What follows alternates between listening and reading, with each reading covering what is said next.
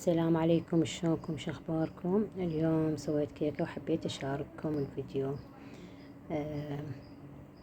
هذه موادها وراح نبدي بالطريقة. 4 بيضات، حجم كبير، اذا صغير 5 بيضات، قلاص شكر، رشة ملح، وملعقة خل ابيض، واخفق لحد ما يكون لونها يعني يطلع على بياض. هنا اضيف قلاص حليب وربع قلاص زيت، ربع قلاص زيت، بس القياسات دائما بنفس القلاص. ضفت الفانيليا. هنا راح انخل المواد الجافة. الطحين قلاصين، وربع طحين، وربع كاكاو عمود، يصير عندنا القياس قلاصين ونص عدل، الكاكاو والطحين. هنا ظرفين بيكنج باودر.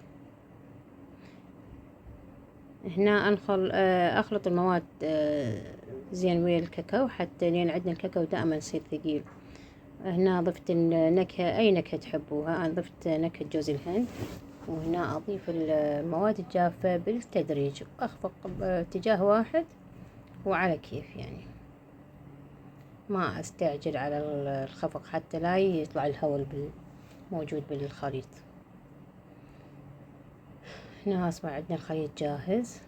هنا راح ادهن القالب، و دائما احنا متعودين يعني نخلي طحين. هنا انا خليت جوز المبروش، مرات اخلي سمسم مكان الطحين، تطلع كلش طيبة وريحتها تجنن، يعني صدق يعني كيكة تجنن. هاي الطريقة انا معتمدتها صار لي تقريبا سنين، يعني انا هذه الطريقة معتمدتها. هنا كملت الكيكة والريحة ما تتخيلون شلونها تجنن.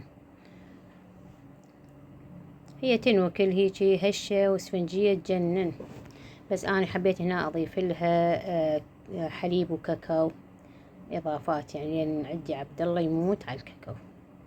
او راح اضيف لها صوص الكاكاو. انا اسويه دائما بالبيت، انا يعني اجهزه خلطه،